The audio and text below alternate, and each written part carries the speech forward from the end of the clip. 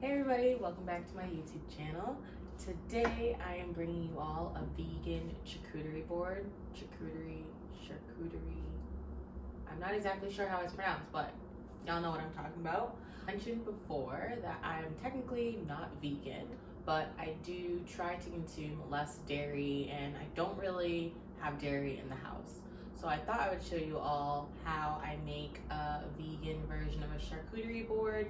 I did post this on my Instagram and a lot of people were asking me where I found some of the cheeses, how did I make it, and so forth. I know it's been a very popular thing these days. So I'm gonna show you all how I make it. Again, I live in New York, and so some of these things I find at like local grocery stores, but I'm pretty sure you can find them at like a Whole Foods. One of these I found at Trader Joe's. But I'll try my best to link everything and where you can find them at like a local store, or maybe you can find them at like an online store. So first I just want to walk you through what I have today. So like I said, everything's vegan. So I do have some grapes here just to make sure these are already cleaned, ready to put on the board. They're green grapes, red grapes, and then I think these are purple, or I think that's what you call them, purple grapes. I have a whole bunch here already cleaned, ready to use. Make sure that you clean your stuff. You could also opt in for some other, fresh fruits.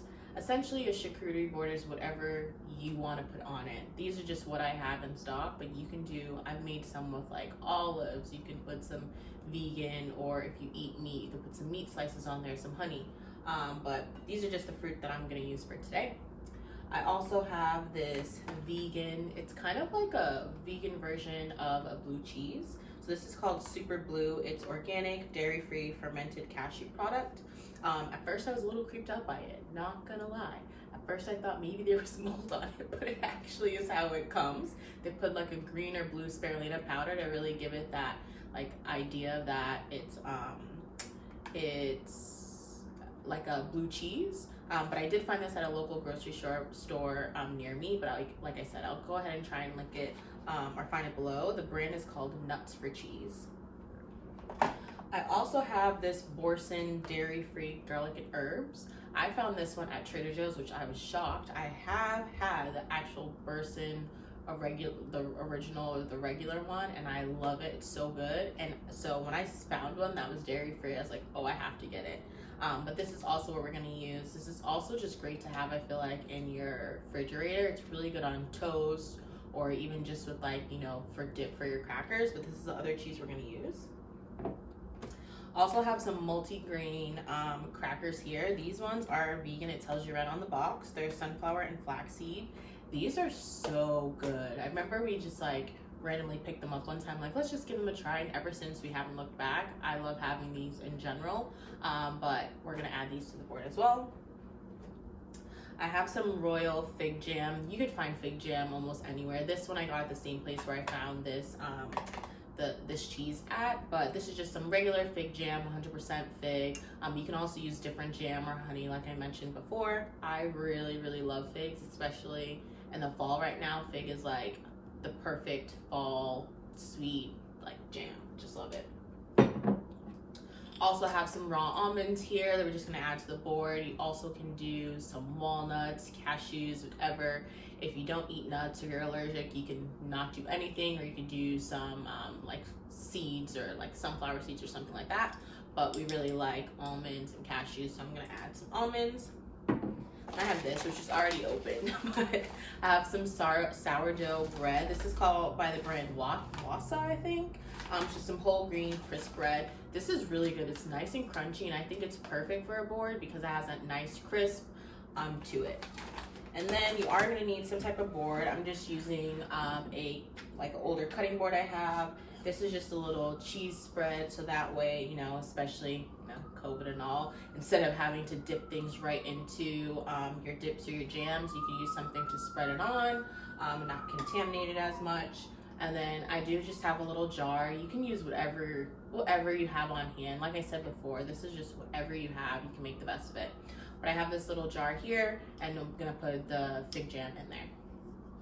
All right. All right, so I'm gonna start off first by taking some of the fig jam. I'm gonna put it into this jar. I feel like it's easier to start with this because you can make it look pretty, but essentially if I have this or put this where I want, it makes it easy to put everything else around it. I'm just gonna add some in here. I'm doing it for just 2 people, so I don't need a bunch, but we do really like this fig jam because it's delicious. So just have that in there.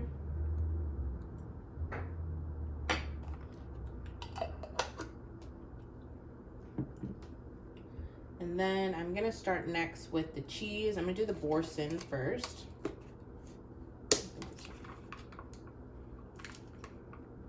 What a fail.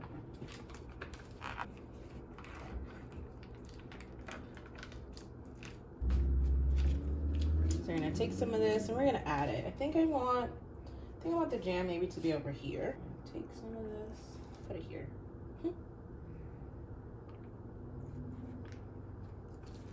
My hands are clean.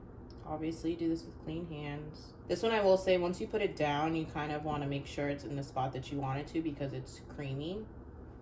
All right, and then we're gonna do this one.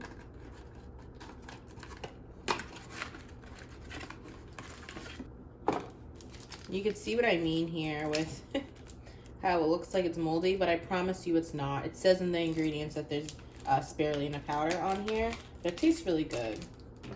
I'm just gonna take a good chunk of this. And we're gonna put it over here. We're gonna go with the crackers.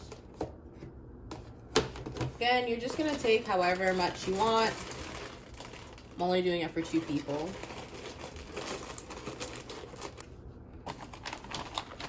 And these crackers here, the sourdough ones, this is what they look like. They're like perfect. What I'm gonna do is I'm gonna break them in half because these are really big. I'm gonna break them in half and I'm gonna put them on the board, but I'm gonna take like 5 of these.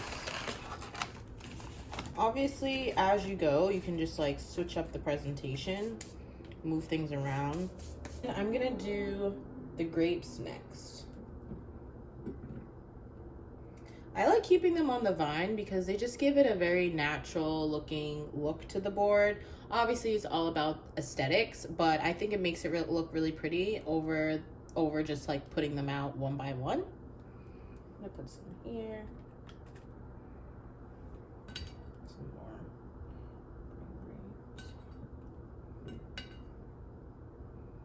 These other ones over here. And you can like, oh, we lost a homie.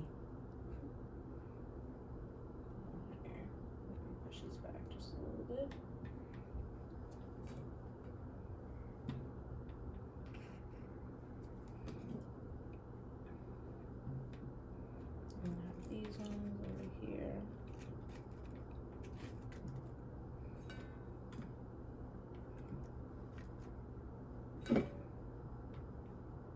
All right, and then last but not least, we're gonna add the almonds on here.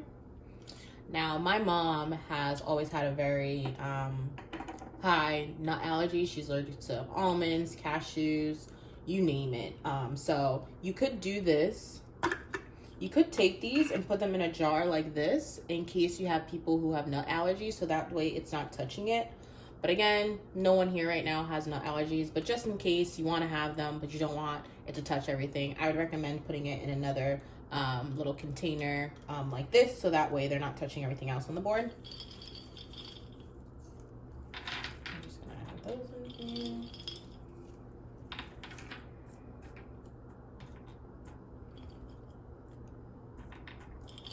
And there you have it. You basically have your whole charcuterie board here. We have the 2 different types of crackers. You could do some soft and some crunchy. I like crunchy crackers. That's my preference. But you have the crackers here. You have your fruit here, the different types of grapes. You have 2 different types of cheeses here, and then you have some nuts. And this is completely vegan, great, pretty cost effective too. These can get you probably can make 2 or 3 boards depending on how many people you're making it for. This you can get a lot out of. Multi-use crackers, you never go wrong with crackers. The jam, you could definitely get quite a bit out of the jam. And obviously you buy these in bulk and you just use it as you go.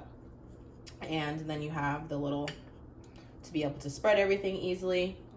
And then last but not least, I recommend having it with some wine. Sometimes I make these boards, my boyfriend probably will laugh at me, but sometimes I make these boards late at night, and instead of having dinner and I just want to have something to snack on, I think this is great. But it's always great to top it off with some wine. I prefer red wine, so like a Pinot Noir, I think is really good. Or you can also do like a Pinot Grigio, which is also really good, especially because you have some fruit in here. So anything that really complements that fruit would be a great way to pair this. I hope you guys like this video. Again, I'll be sure to try and link as much as I can below in case some of you all are looking to make one of these boards yourself. I look forward to making some more videos like this. If you like this, be sure to give the video a thumbs up and like and subscribe to my channel, and I'll see you all in the next one. Bye.